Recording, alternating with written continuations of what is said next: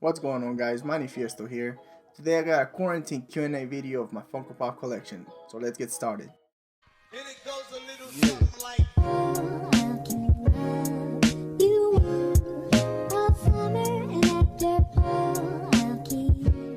What was your first Funko Pop? This one I usually get it wrong because I bought two pops within the same weekend. And I don't remember which one was the first one, but the first two that I bought were Michonne from The Walking Dead and Chucky from Child's Play. Both of them I still have them. How long have you been collecting? I've been collecting since 2014, but I didn't really get to collect a lot of pops until probably end of 2015. I do remember I had like 6 or 7 pops maybe.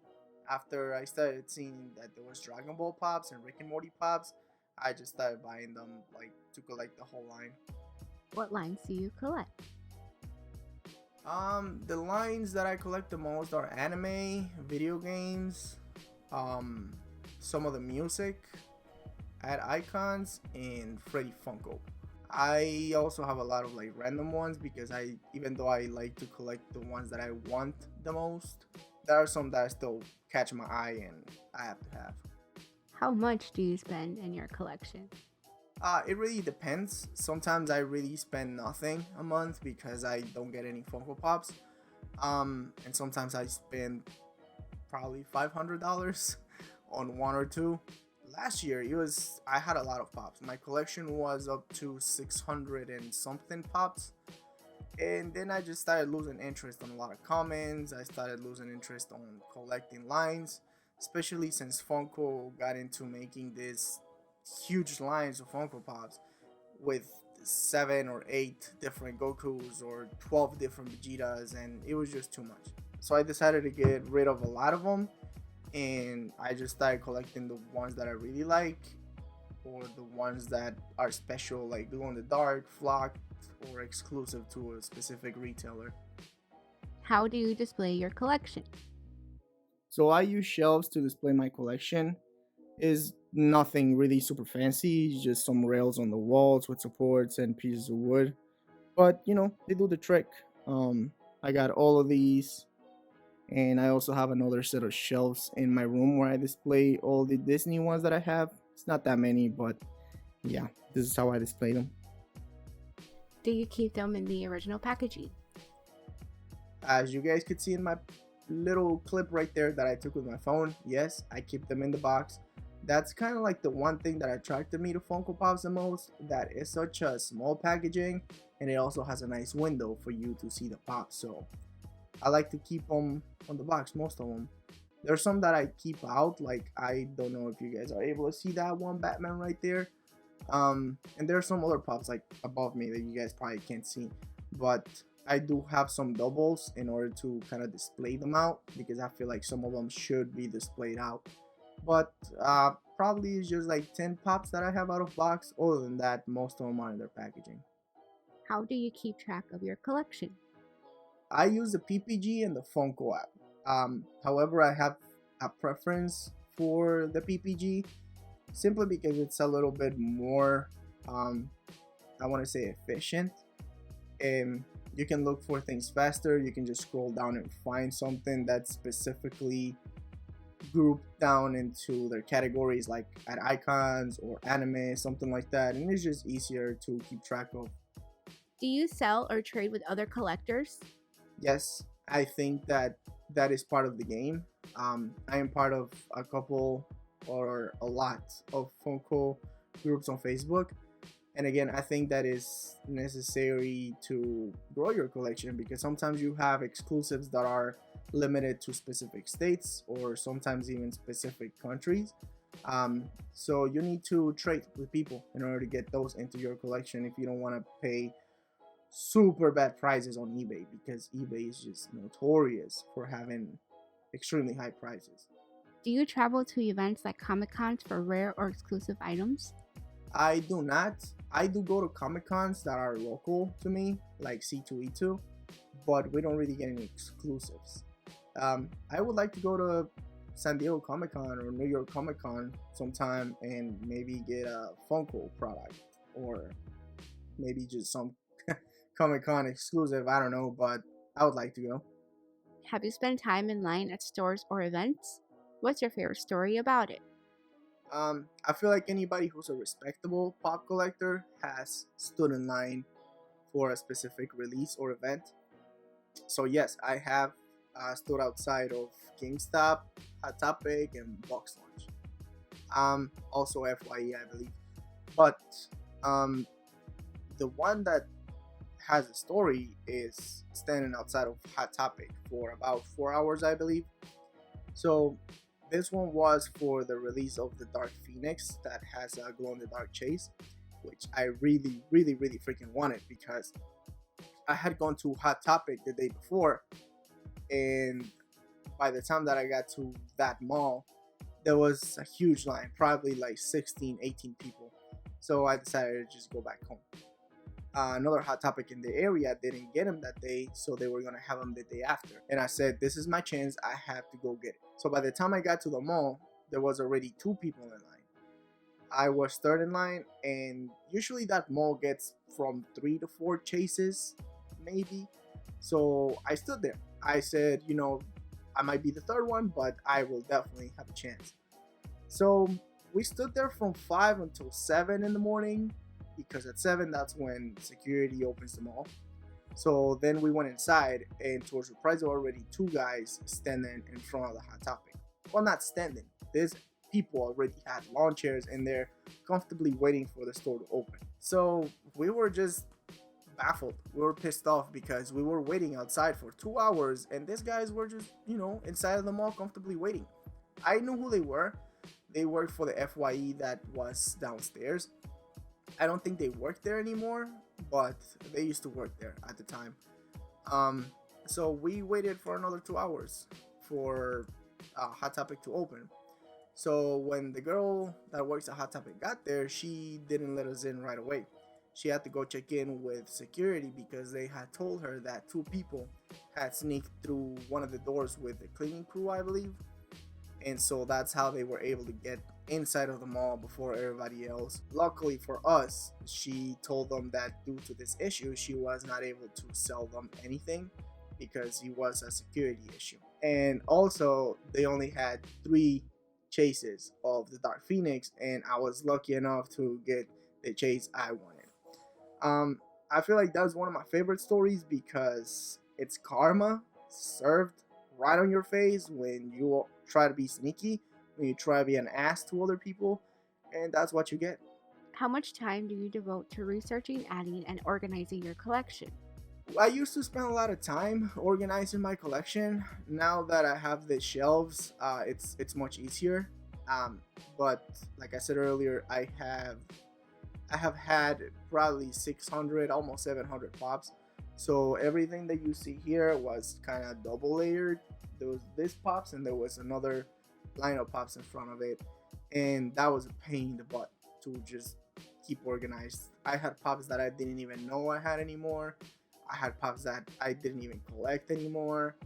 So throughout the year, I've just been getting rid of them, like selling them to stores, trading them with people, selling them to people, and I don't devote as much time as I used to because it's easier to keep them organized. But researching and keeping track of my collection, it's easy. Like I said, I go through the PPG, and usually what takes me the longest is to remove pops that I no longer had that I sold. But it's usually like 15-20 minutes that I spend while I'm in bed before I go to sleep, just get rid of them. Have you made friends through the hobby? Yes, I have. Actually, I'm gonna post some screenshots right here somewhere around, I don't know, of the people that I've made good friends that are local. So you can go and follow their Instagram. But yes, I feel like also it's a good thing to have friends that are collecting the same things you do because sometimes you get help from them. I've met such cool people that have been able to help me get exclusives that sometimes I cannot get because I am at work, or sometimes I cannot get because I'm too far behind in line or something. But yeah, I have made friends, and it's one of the coolest thing in the world. What is your top 10? So number 10 according to PPG is the blue and green Bigfoot. This one's limited to 2,500 pieces, and it was exclusive to Emerald City Comic Con 2018. Number 9 in my list is Hollywood Big Boy. This one was an exclusive to the Funko Hollywood store opening. This one currently stands at about $130 as well. Number 8 is Freddy Funko as Pennywise. This one was exclusive to the Funko Fun Days 2018 and is limited to 4,000 pieces. It currently stands at $140. Number 7, Social Media Freddy Funko. I didn't win this one. I bought it from a local collector. I usually don't really get that much luck on social media with Funko, but this one was one I had to have. This one's currently standing at $180 PPG.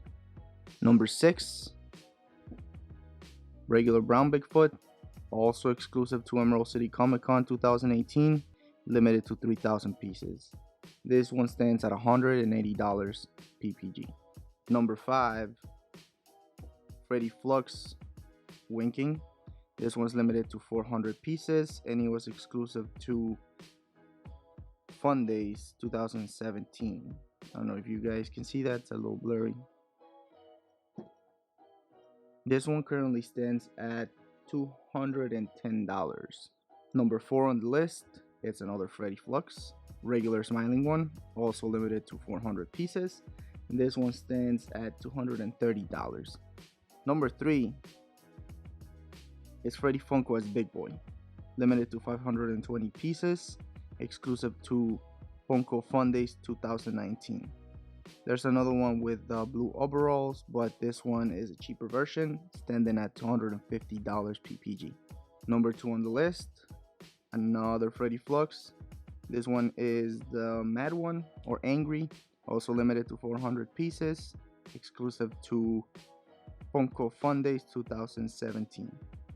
This one stands at $250 PPG.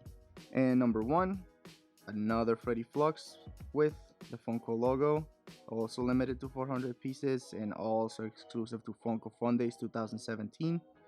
I'm not sure what the difference is between this one and the Angry one. Both are the same price, but this one is number 1 currently on PPG. Do you have any pops you're emotionally attached to, and why? Yes, I do. I actually have them right here. So the first one, it's Tokoyami. I don't know if you guys are able to see it. It's autographed. And this one, we just recently got it autographed at the 2020 C2E2 convention. Josh Grell was there, and he was such an amazing dude. I'm gonna save the stories for another video I'm planning to do, which is story time of my favorite pops. Yeah, this one is the second one. That's the Red Ranger. We got this one autographed last year at the Wisconsin Comic Convention, I believe, or Milwaukee Comic Convention. I don't remember the name of it, but this one has such a great story behind it that, again, I'm gonna save for that video. The next one is the Glow in the Dark Chase Crota. This one, it's the story of this one. I think this one's one of my favorites because of how long it took me to get it. And this one, it's worth like $70 right now. I got it for just $8.99 because I hunted it so bad, and I finally got it. The next one is Twisty.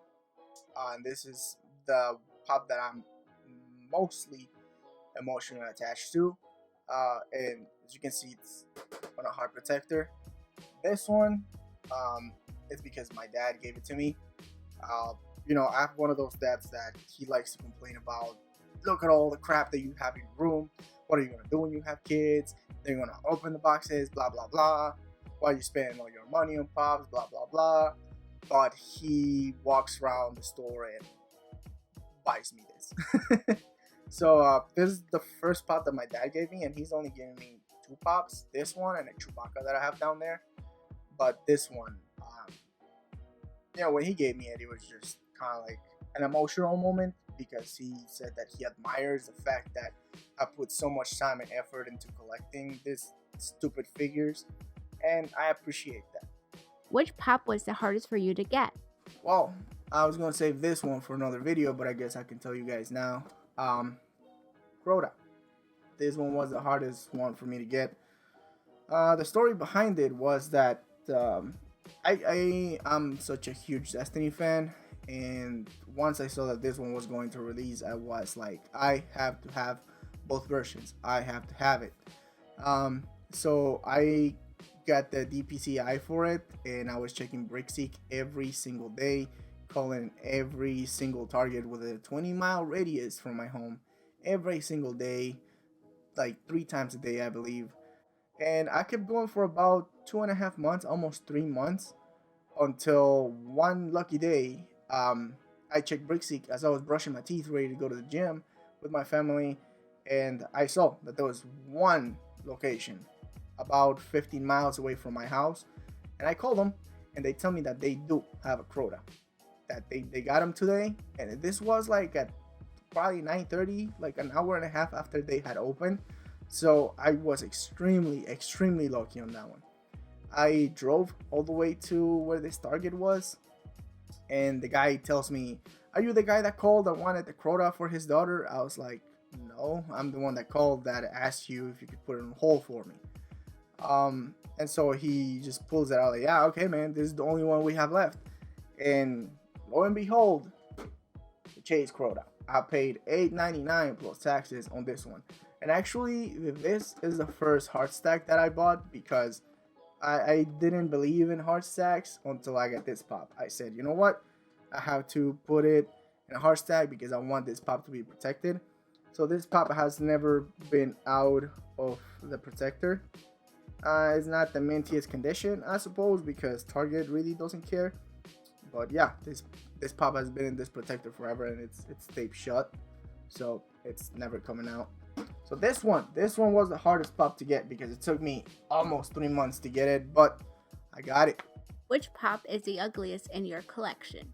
Let me see. Let me take a look, and I'll get back to you on that one. 2 hours later. Alright, so it's literally been 30 minutes. I took a look around of all these pops, and I found it. I didn't think I had an ugly pop because I like all of them. Obviously, if I buy them, it's because I like them, because I follow the anime, because I follow the show, whatever it is, but I found it. So the ugliest pop that I have in my collection is popcorn. Get it? Popcorn. It's popcorn. Oh man, let's move on to the next question. Which pop is the best looking in your collection? I actually have a 3-way tie on this one. There's 3 pops that I like a lot because they just have such an awesome design. One of them is Freddy Flux. I already showed you guys this one, but I feel like this one's they did such an awesome job with the paint, the chrome, the plastic itself, the design, it's different, the crown itself is different. So this one is one of the best looking ones. The second one, it's Freddy Pennywise. Even though it's just a simple body swap between a Freddy head and the Pennywise body, I feel like the paint that they did on the head and everything is so nice, and together it looks amazing. And the third one, it has to be the Golden Freddy idol. I don't know if you guys have seen this one before. Sorry because of the glare and just not able to focus, but this one is one of the best looking pops too. It's a Freddy, and it's a takey design. It's supposed to be wood, right? And it's gold. Also, I'm not able to show you, but here, let me see if I can focus a little bit. Yeah, I don't know if you can see right there, but the crown, as you can see in the picture too, the crown itself has some carvings in there, and the pop itself, it's just it looks nice. It's just one of the best sculpts out there. And again, so between these three are the nicest looking pops in my collection. with that, we're gonna end part 1 of this Funko Q&A quarantine video. Make sure you like, subscribe for part 2 that will be coming up soon. Make sure you follow me on Instagram, and I'll see you guys on the next one.